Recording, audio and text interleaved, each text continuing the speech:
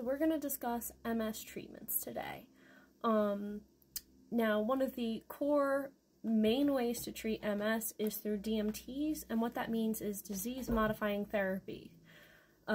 Basically just treatment, mostly a drug you take. You also might hear them called disease-modifying drugs. And there's a lot. Also, a DMT could also be a treatment that uses stem cells. I did not know that. Learning something new every day. We're learning this together. So in terms of medications for multiple sclerosis, there are three categories. There is injectable medications, oral medications, or infusion medications. So here is the list. You have your choice in injectable medications: Avonex, Betaseron, Copazone, Extavia, Glatiramer acetate injections, Glastopa, Kesimpta, Plegridy, Rebif. Your oral medication choices are Obagio, Bafirtum, dimethyl fumarate, Galenia, Mavenclad, Mayzent, Ponvory, Tasenso ODT, Tecfidera, Vumerity, or Zeposia.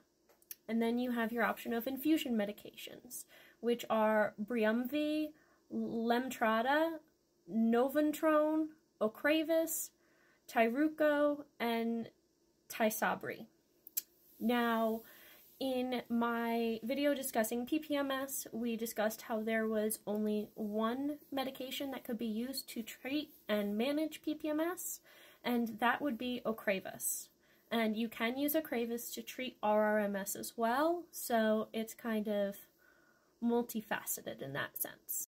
And now here, if you want a really good mindfuck, under certain circumstances, some healthcare providers might use medications to treat MS that have FDA approval for other diseases, like cancer or Hodgkin's lymphoma.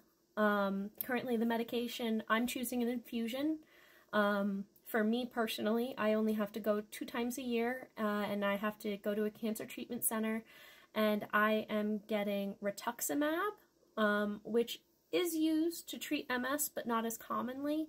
It is one of the older drugs that were trialed for MS back in the early 2000s, and it has shown a very significant amount of help for managing progression of disease. So that's, for me and my doctor, that's what we decided was best for me.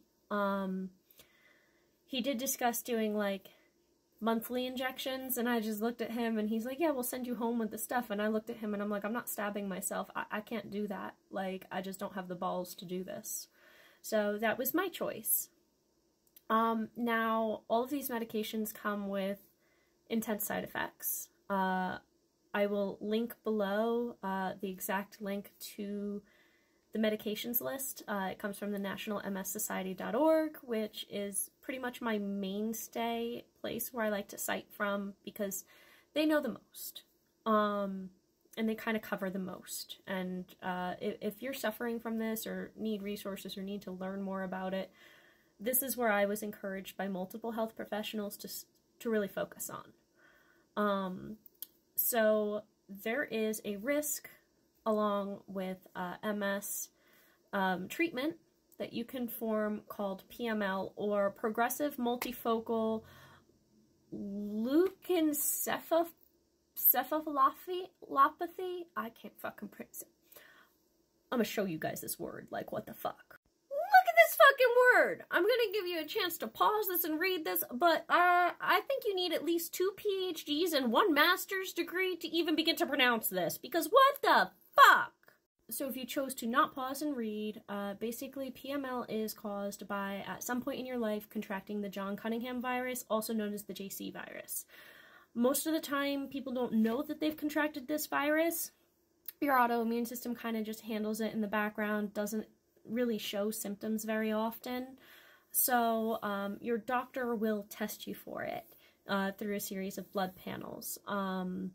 You will get a lot of blood panels actually when you get your MS diagnosis, because certain drugs can interact badly. Also, they need to watch your levels of things, because you can see the way my doctor described it to me is that you could see a lot of changes, and he could see an attack before it potentially comes, dependent upon what's going on in my blood panel.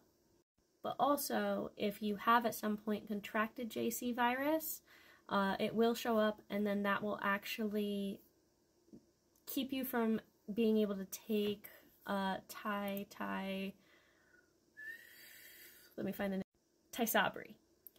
So, for example, I've been infected with JC virus, and my doctor was very clear. He's like, yeah, you can't take Tysabri. Like, that's the infusion you can't do.